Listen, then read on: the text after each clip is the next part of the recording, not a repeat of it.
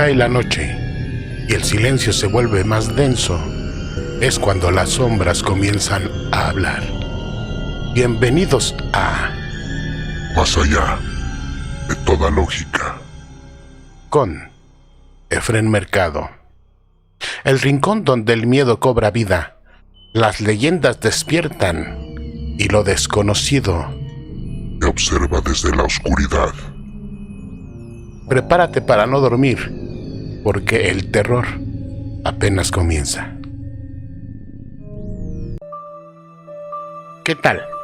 Esperando que se encuentren de maravilla, les doy la más cordial bienvenida a Más allá de toda lógica. Mi nombre es Efrén Mercado y en este momento damos inicio. El día de hoy tengo un capítulo especial. Un capítulo diferente a los temas que he venido abordando en videos anteriores.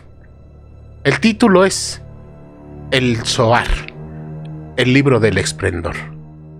La Biblia como tal está codificada. Las historias que conocemos del Antiguo Testamento, algunas sucedieron, algunas no, pero todas traen un código oculto.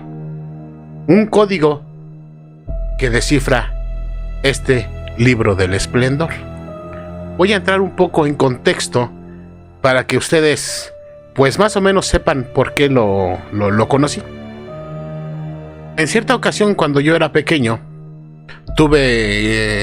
éramos católicos y después tuvimos contacto con los testigos de Jehová. ¿Por qué comento esto? Porque hay ciertas partes de la Biblia que cambian de una religión a otra. Y me refiero a Génesis 6. Hay dos versiones, te las voy a poner en la pantalla para que la vayamos viendo. Génesis 6, nueva versión internacional. La maldad humana dice: cuando los seres humanos comenzaron a multiplicarse sobre la tierra, tuvieron hijas, los hijos de Dios vieron que las hijas de los seres humanos eran hermosas. Entonces tomaron como mujeres a todas las que desearon. Pero el Señor dijo: mi espíritu no permanecerá en el ser humano para siempre, porque no es más que un mortal. Por eso vivirá solamente 120 años. Al unirse los hijos de Dios con las hijas de los seres humanos y tener hijos con ellas, nacieron gigantes, que fueron los poderosos guerreros de antaño. A partir de entonces hubo gigantes en la tierra. Al ver el Señor que la maldad del ser humano en la tierra era muy grande y que toda inclinación de su corazón tendía siempre hacia el mal, lamentó haber hecho al ser humano en la tierra y le dolió en el corazón. Entonces el Señor dijo: voy a borrar de la superficie de la tierra al ser humano que he creado. Y haré lo mismo con los animales, los reptiles y las aves del cielo. Me duele haberlos hecho. Pero Noé contaba con el favor del Señor. Bueno, aquí comenta lo del diluvio y cuestión.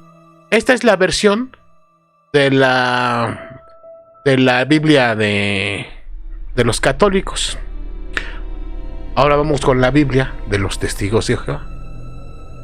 Ahora bien, dice el versículo 6, aconteció que cuando los hombres comenzaron a crecer en número sobre la superficie del suelo y les nacieron hijas, entonces los hijos del Dios verdadero empezaron a fijarse en las hijas de los hombres, que ellas eran bien parecidas, y se pusieron a tomar esposa para sí, a saber, todas las que escogieron. Después de eso dijo Jehová: ciertamente no obrará mi espíritu para con el hombre por tiempo indefinido, ya que él también es carne. Por consiguiente, sus días tendrán que llegar a ser 120 años.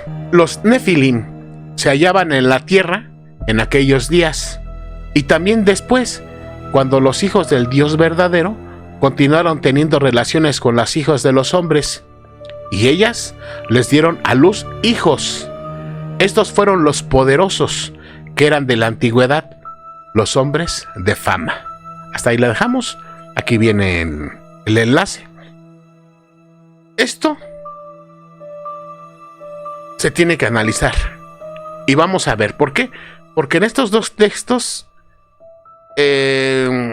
cohabitan o cohabitaban en aquel tiempo diferentes especies. Vamos a ver. La primera son los nefilim. Y esto nada más nos lo comentan los testigos de Jehová, porque en la de los católicos no viene, o los cristianos. Estaban los hombres, ya sabemos que les nacieron hijas, ¿no? Los hijos de Dios, o los hijos del Dios verdadero, y todos sabemos que son los ángeles. Cuando las hijas de los hombres se unen con los hijos del Dios verdadero, nacen los poderosos que eran de la antigüedad, los hombres de fama, en la de los testigos de Jehová. Sin embargo, en la otra Biblia dice que eran los gigantes. Bueno,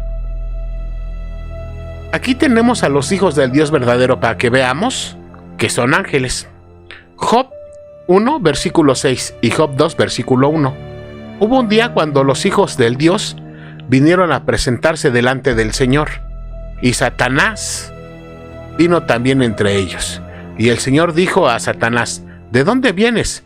Entonces Satanás respondió al Señor y dijo: de recorrer la tierra y de andar por ella. Los hijos de Dios se presentan, son ángeles. Se refiere a un día en que los hijos de Dios, los ángeles, se presentaron ante el Señor, un evento en el que también estuvo presente Satanás. Job 38, versículo 7. Cuando alababan todas las estrellas del alba y se regocijaban todos los hijos de Dios. Este versículo en particular los identifica como los ángeles que se regocijaron al momento de la creación.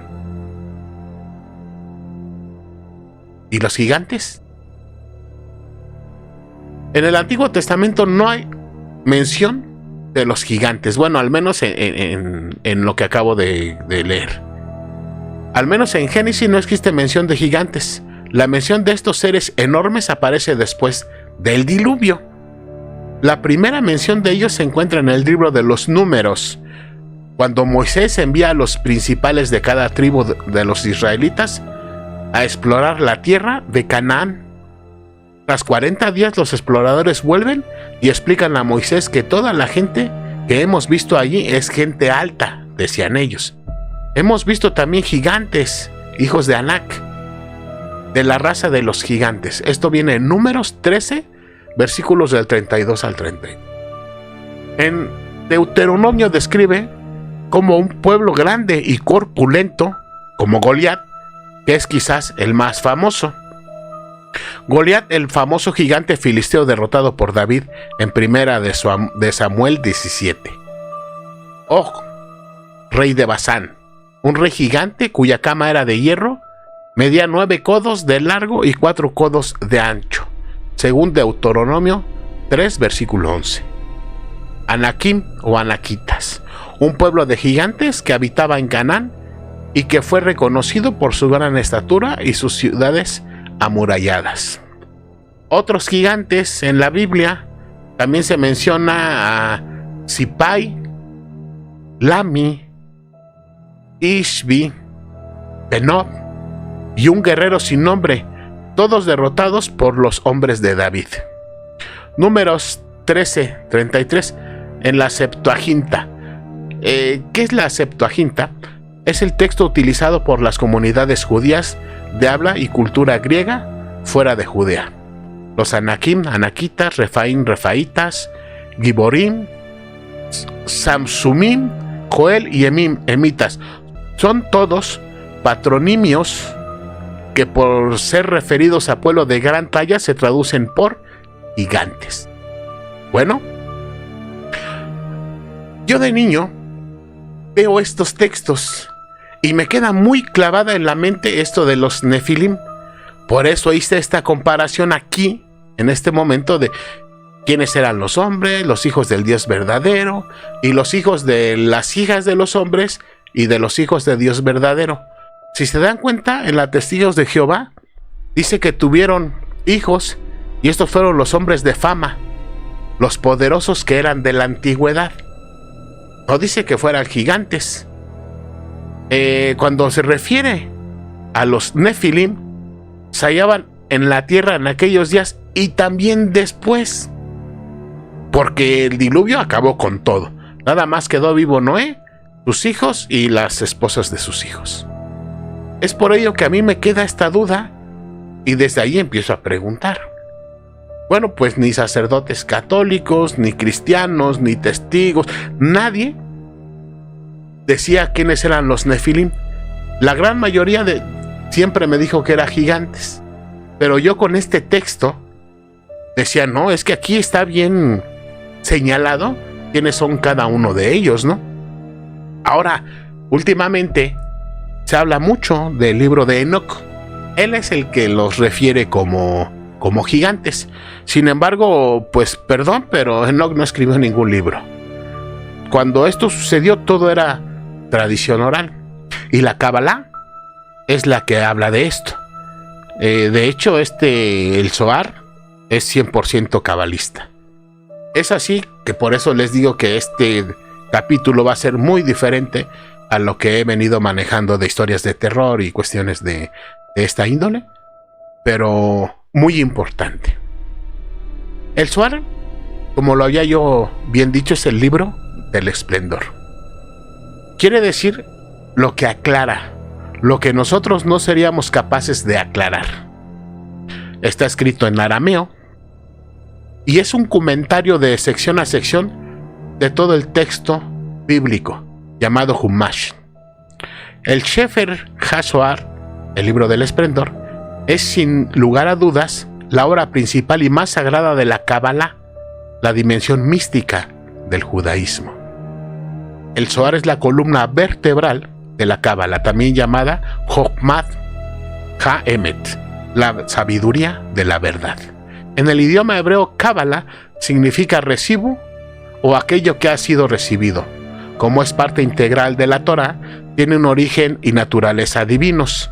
Aunque sus enseñanzas fueron transmitidas a Adán y a los patriarcas del pueblo judío, fue Moisés quien las recibió directamente de Dios durante la revelación en el monte Sinaí y las instituyó formalmente como parte de la historia del pueblo de Israel.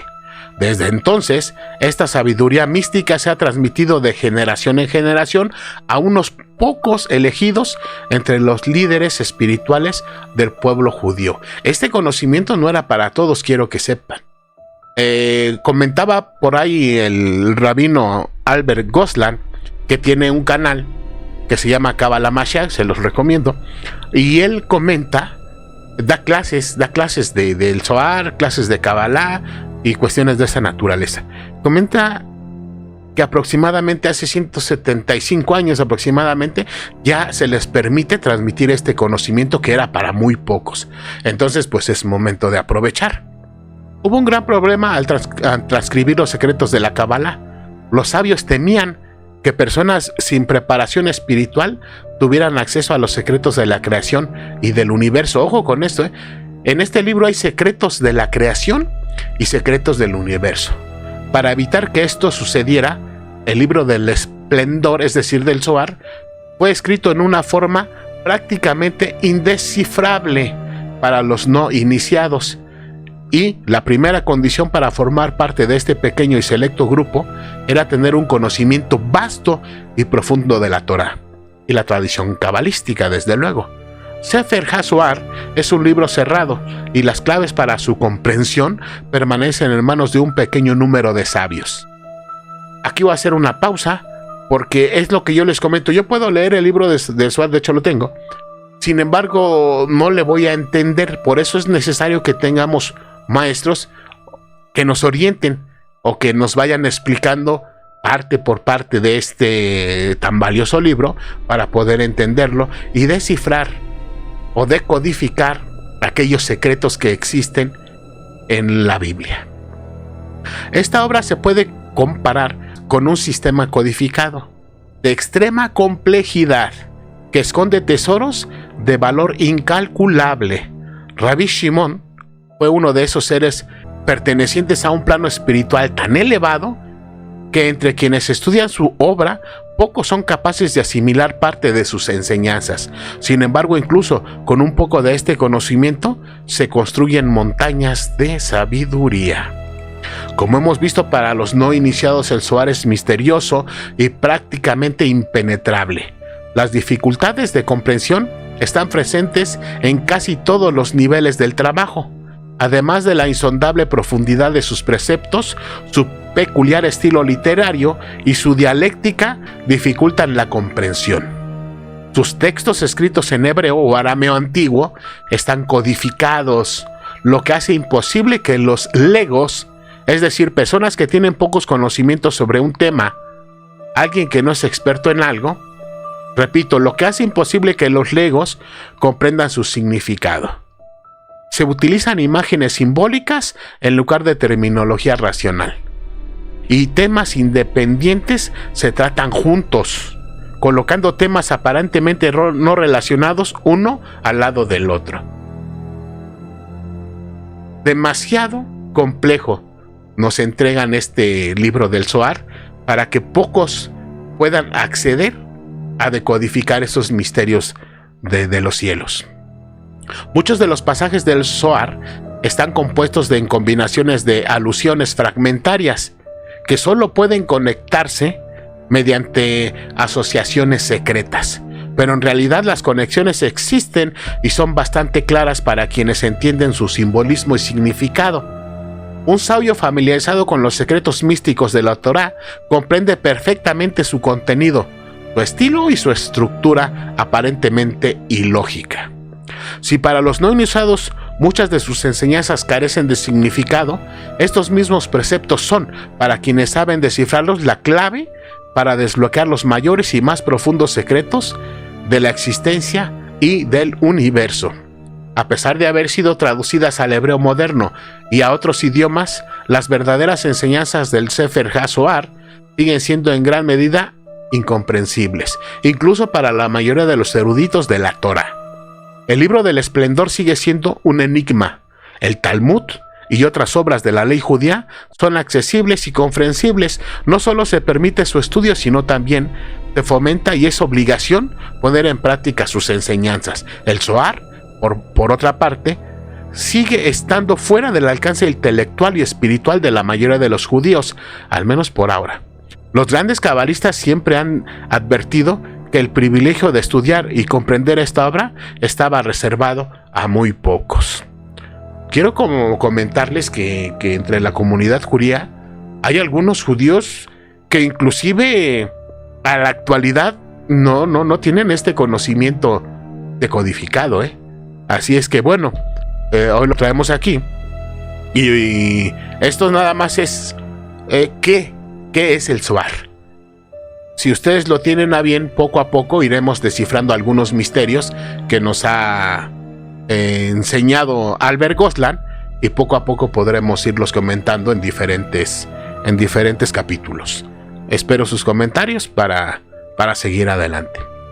El cuidado y protección en relación al Zohar siempre se impuso con el propósito de preservar no solo la obra, sino también las almas de quienes se aventuraban a estudiarlo.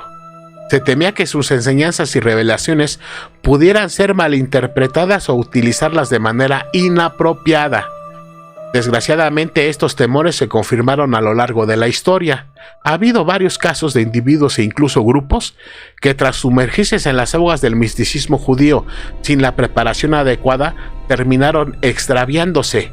Aún más grave, sus enseñanzas místicas fueron utilizadas por falsos mesías y distorsionadas por místicos no judíos y seguidores de la ciencia oculta. Los resultados fueron catastróficos.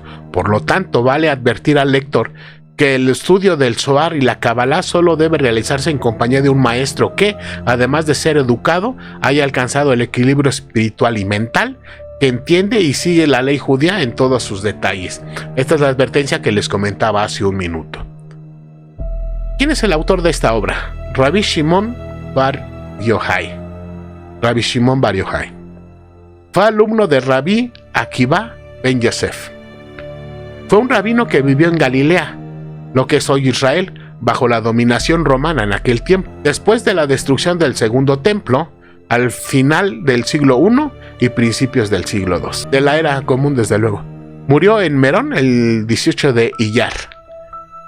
Este hombre durante su vida hizo una crítica muy dura contra el gobernador romano, lo que le ocasionó un juicio y la pena de muerte. Se escapó y se escondió en una cueva durante 13 años. Hay variaciones, ¿no? Hay unos que 17, pero bueno, se fue a refugiar a una cueva con su hijo y sus alumnos. Tiempo en el que desarrolló una sabiduría extraordinaria. Los secretos a los que hace referencia en el Zohar no vienen de este mundo, en virtud de que la cueva donde se refugió Rabbi Shimon Bar Yochai tiene visitas, no de seres humanos, sino de seres llamados ángeles, profetas, seres de otra dimensión, en particular 3. El ángel Metatrón, jefe de todos los ángeles, quien le explica los secretos de la Torá, el proceso de la historia de la humanidad desde su principio hasta su final, y cómo va a llegar el Mesías y cómo se va a redimir el mundo. Eso lo tiene Rabbi Shimon Bar Yochai de Metatrón. También lo visita el profeta Elías, Eliahua Naví, y Moisés, Moshe Rabenu, que en el Zohar se llama Rayamemna, el pastor fiel. Los textos de Moisés son los textos más profundos del Zohar. El texto de este libro está estructurado como una conversación entre Rabbi Shimon Bar Yochai y sus alumnos. Son 4. Rabbi Eleazar, que es el hijo de Rabbi Shimon Bar Yochai. Rabbi Yosef Kiyá, Rabbi Yehuda y Rabbi Isaac. Esos son sus alumnos y los que estuvieron esos años ahí con él en la cueva. Está estructurado como un debate, una conversación sobre diferentes temas de la Torá de la siguiente manera. Este debate, esta conversación, entre los alumnos y su maestro, entre el maestro y Metatrón, entre el maestro, los alumnos y el profeta Elías, y entre el maestro, los alumnos y Moisés. Bien. Dice aquí, es que es impresionante, ¿no? Porque dice que no vienen de este mundo estas visitas que les hicieron a Rabbi Shimon Bar Yochai. No de seres humanos, son seres llamados ángeles, profetas, seres de otra dimensión. ¿Por qué? Para si ustedes es imposible, ¿no? Los cabalistas, los judíos, ellos hacen meditación por medio de, le llaman meditación cabalística. Ellos se ponen en un estado profundo de conciencia, lo que conocemos como meditación, pero proyectan una estrella de David, donde meten letras del alfabeto judío, y en otra estrella de David se proyectan ellos, y es ahí como pasa la energía en los milagros, de tal forma que ellos tienen la clave para poder conversar con estas entidades, con estos espíritus, ángeles. Sin embargo, en la cueva no fue así, ¿eh? En la cueva sí se hicieron presentes. Era tanto el nivel espiritual de Rabbi Shimon Bar Yochai que estos 3 personajes bajaron a hablar con él, se hicieron presentes. Podremos decir que no es cierto. Muchos pueden pensar que fue un invento, pero la verdad es que al empezar a descubrir los misterios ocultos de la Torá, nos vamos a dar cuenta de que puede ser posible todo esto por medio de este conocimiento y esta gran magnitud espiritual. Pero bueno, una breve pausa para explicar qué es la Torá. Es una escritura religiosa esencial para el cristianismo y el islam, pero es la escritura más importante y sagrada para el judaísmo. Torá es una palabra hebrea que significa ley o enseñanza.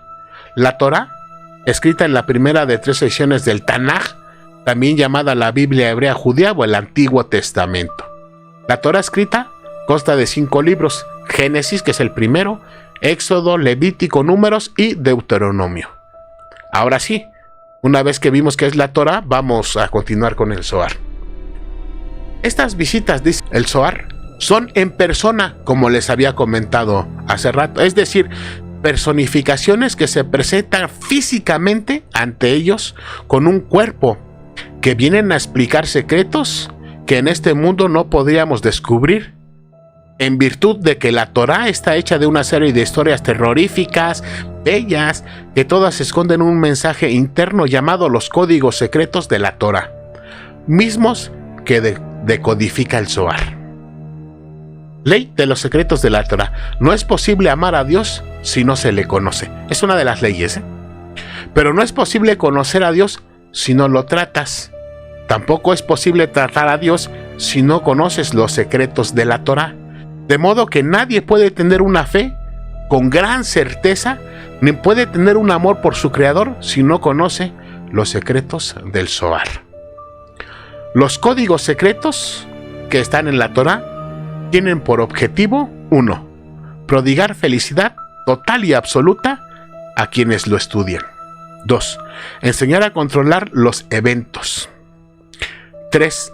Enseña a conectar con el mundo espiritual, lo que les comentaba. 4. Enseña a abrir las puertas de los mundos de arriba. 5. Enseña a ver la esencia de nuestro Creador. Pero ojo, hay un punto importante en el 4. Enseña a abrir las puertas de los mundos de arriba. Cuando oímos algo de arriba, pensamos en el cielo. Algunos que hablan en plural dicen los cielos. Bueno, vamos aquí a descubrir cuáles son estas puertas de los mundos de arriba. Muy interesante. Ley de los secretos de la Torá. El Zohar nos explica los niveles del alma, fíjense. El primer nivel se llama Nefesh, el alma vegetativa, el alma animal. Segundo, Ruach, el alma emocional. Tercero, Neshama, el alma intelectual. Cuarto, es el alma espiritual, se llama Haya. Y el quinto, Yehidá, que es el alma de Dios fundida con el que accede a este nivel. Son niveles del alma. Y bueno, yo creo que yo estoy en el Nefesh, ¿no? Que es el alma vegetativa y animal. Vuelvo a comentar, depende del crecimiento espiritual, es como se va accediendo al primero, segundo, tercero, cuarto y quinto nivel, ¿no? Imagínense el quinto nivel, el alma de Dios fundida con el que accede a este nivel. Ha de ser una maravilla. Según la numerología, el Zohar es el secreto de cómo funcionan los 5 niveles del alma en el hombre. Va a estimular los 5 niveles del alma. Este libro, el Zohar. ¿Has escuchado la frase, ¿tú escogiste a tu familia? Miren, todo esto es un poquito, nada más para que conozcan qué es este libro del Zohar. Les voy a contar una anécdota. Yo buscando información ya cuando teníamos internet, porque yo cuando tengo este dilema tenía como 7, 8 años. Si no es que menos. Pero bueno, había revistas, había libros, no había internet desde luego. Entonces era un poco complicado acceder a información. Hoy en día es sumamente diferente. Así es que en una ocasión navegando en internet me encuentro con una clase magistral en Harvard. Para mi sorpresa estaba en español, era un profesor. Y dice, voy a explicarles qué es el Zohar. Me quedé viendo un poco la clase, duraba más de 1 hora. Y empieza a explicar lo que les acabo de comentar, ¿no? Que era el libro del esplendor y que decodificaba. Y me quedé en toda la clase. Fue así que seguí buscando información. Y por curiosidad, porque nunca hablaron de los Nefilim, que me encuentro con este canal de Kabbalah Mashiach por el maestro Albert Goslan, que fue el que en uno de sus capítulos habló de los Nefilim. Y no son gigantes así como lo vienen manejando, aunque en algunas ocasiones se dijera que sí, pero bueno, él me abrió la mente a ver qué eran estos Nefilim. Entonces fue así como yo llego a este canal de YouTube y me quedo viendo sus videos. Te voy a contar uno de los secretos del libro del esplendor que te va a dejar impresionado. Y empieza ¿dónde este secreto? Desde los cielos. El Zohar enseña que las almas existen antes de venir a este mundo, en un estado de cercanía o unión con la luz divina, es decir, con Dios. Sabemos que estamos hechos de un cuerpo físico y de una energía vital. Entonces esta energía vital es llamada alma. Antes de que un alma descienda, hace un pacto. Se llama Brit. Hace un pacto con el Creador. Acepta la misión de bajar a un mundo físico, limitado y lleno de pruebas. Se le muestra la Torá y la luz divina. Esto viene en el Zohar 1 y 186b, en el Nidá 30b, en el Talmud también se refleja esta idea. El alma contempla la verdad eterna antes de nacer. Esta alma promete no olvidar, aunque al entrar en el cuerpo físico, esa memoria se oculta. Se le hace jurar: sé justo y no seas malvado. Aun si todos te dicen que eres justo, tú considérate malvado. Nidá 30b. Es decir, debe mantener humildad y esforzarse en su misión. El alma le dice al Creador: quiero bajar a este mundo. No voy a caer en ninguna trampa. Te lo juro por mi alma, y sella un acta de pacto indeleble. El propósito del descenso. El pacto no es una condena, sino una oportunidad. Revelar luz en la oscuridad. Transformar la materia en algo espiritual mediante la misbot, bondad y conexión con lo divino. ¿Qué es una misbot? Mandamientos y preceptos que guían la vida en el judaísmo. Son un total de 313 mandamientos bíblicos en la Torá, los cuales se dividen en 248 mandamientos positivos que ordenan realizar acciones y 365 mandamientos negativos que prohíben acciones. Cumplir con su tikkun. El tikkun es una reparación, una corrección o una rectificación. Repito, cumplir con su tikkun. Cada alma baja con una tarea específica ligada a vidas pasadas o al plan divino. Y aquí tenemos, hago una pausa, y aquí tenemos algo diferente a todas las religiones, porque los católicos, los cristianos, los testigos de Jehová no creen en la reencarnación. Sin embargo, los judíos cabalistas sí. Entonces, ser socio de Dios en la creación también es un juramento. Ser socio de Dios en la creación. El Zohar compara al alma con una chispa que ilumina, destinada a encender el mundo. Pero bueno, les hablaba de que hacemos un juramento y nos encarnamos en el cuerpo y se nos olvida. Antes de nacer, un ángel toca el alma en la boca y le hace olvidar lo que vio. La Nidá 30b. Pero eso de que un ángel toca el alma en la boca, el alma es energía, es una idea nada más, como decir la mano de Dios, porque Dios no tiene manos, ¿no? Es una energía también. Pero es un secretismo para entender lo que nos ocultan, ¿no? Ese olvido es parte del pacto. Solo así el mérito del hombre será auténtico, porque debe recordar con el corazón, no solo con la memoria. En resumen, antes de que baje un alma a este mundo, Akadosh Baruj Hu, así se le dice, y esto significa el santo bendito sea. Para la Kabbalah, Dios tiene 72 nombres, y cada nombre es para cierto tipo de bendición o de creación. Ya con el tiempo, bueno, podré hacer un programa explicando estas cuestiones, pero bueno, antes de que baje un alma a este mundo, Akadosh Baruj Hu llama a un jefe espiritual encargado de las almas y le dice: tráeme tal alma que la voy a hacer bajar a este mundo. Esa alma se presenta ante Akadosh Baruj Hu. Cuando se encuentra delante de él, aparte de temblar, dice: me vas a hacer un juramento. Júrame que te vas a encargar de estudiar la Kabbalah y el Zohar para que conozcas los misterios del mundo oculto que hay en la tierra de acuerdo con un cuerpo. Y esa alma se somete a Dios y dice: te lo juro. se enfunda en un cuerpo y se le olvida el juramento y empieza a hacer lo que le da la gana. Se le olvida de estudiar la Kabbalah, se olvida de estudiar el Zohar y hacer todas las funciones. Hace todo lo que quiere, menos para lo cual ha sido creado. Acaba su vida, se desenfunda de ese cuerpo y se vuelve a presentar delante de Akadosh Baruj Hu. Y le dice: ¿qué has hecho con el juramento que me hiciste antes de bajar a este mundo?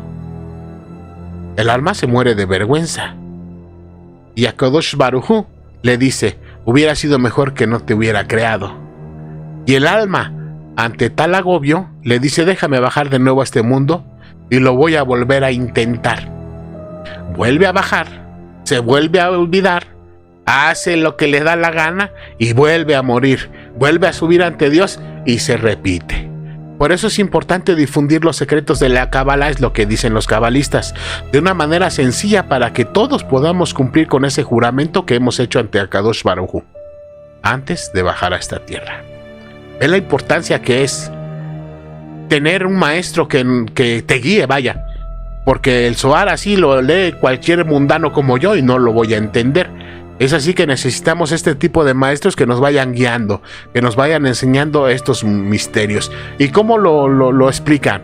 Esto lo explica por una parte el rabino Albert Goslan, pero también lo explica de la siguiente manera y es muy hermoso. Dice que estamos en la presencia de Dios y sabemos que ya está el mundo creado. Y le decimos: Dios, permíteme bajar. Y Él nos dice: no, ¿qué vas a hacer? Tú estás aquí contento junto a mí, estamos bien. No, pero yo quiero bajar para demostrarte que te amo. Así es que te voy a jurar que te voy a buscar, te voy a encontrar y te voy a adorar. Lo que dice, que voy a estudiar la Kabbalah, voy a estudiar el Zohar, te voy a encontrar y voy a hacer lo que me corresponde. Y nos dice Él: no bajes, te vas a perder. En este mundo hay muchos obstáculos y está diseñado para hacerte caer. Y somos necios, ¿no? ¿Por qué dice que está diseñado? Porque existen multiplicidad de seres, de espíritus, de energías negativas que hacen que dejemos el estudio, que se nos olvide, que nos ocupemos más de lo físico que de lo espiritual. Y caemos, se nos olvida. Otra, recuerda que si te encarnas, toda la memoria y el conocimiento que tienes se te va a olvidar cuando estás encarnado. Y seguimos de necios: no, yo te juro que te voy a buscar y te voy a encontrar. Y bueno, nos dice: está bien. Cuando empecé la clase, tenía que haberles dicho: ¿quién ha escuchado la frase: ¿por qué reniegas si tú fuiste el que escogió a tu familia? No sé si la han escuchado. Aquí viene la respuesta. Porque Akadosh Baruj Hu nos enseña: ¿te quieres encarnar en este cuerpo? Y decimos: a ver. Y nos pasa así toda su vida, desde el principio hasta el fin. Y a ver otra. Nos presenta otra y nos vuelve a presentar desde que nace hasta que muere. Y uno dice: me gustó esta, aquí voy a encarnarme. Y también tiene que ver con el karma que venimos arrastrando, porque también esta vida es para clases y cuestiones, superar espiritualmente algunos defectos que cometimos en las vidas pasadas. Es así que nos dice: entonces aquí, ok, pues ahí te va, y nos manda. Ahí viene esa frase, ¿no? De: ¿por qué reniegas si tú escogiste a tu familia? Bueno, algunos de los secretos, pero al menos ya vimos el por qué. ¿Por qué bajamos? ¿Porque le pedimos a Dios o de plano Dios nos hizo con la intención también de que bajáramos para que tuviéramos un crecimiento espiritual? Y esto nos lo explica la Kabbalah por medio del libro del Zohar, el libro del esplendor. Espero les haya gustado este video. Vuelvo a comentarles diferente de lo que he venido comentando, pero a fin de cuentas este tipo de temas va más allá de toda lógica. Y si les gustó, pues bueno, espero sus comentarios para poder seguir comentando este tipo de secretos de los cielos. Este tipo de códigos descifrados por medio de este libro, del libro más famoso del mundo, que es el Antiguo Testamento, la Biblia. Muchas gracias a todos por ver este capítulo de Más allá de toda lógica. Recuerden unirse a nuestra comunidad de curiosos y valientes. Suscríbete, el misterio te espera. Activa la campanita de notificaciones para que no te pierdas ningún episodio. Coméntanos si has experimentado algún suceso paranormal y hazme propuestas de qué temas te gustaría que aborde en próximos capítulos.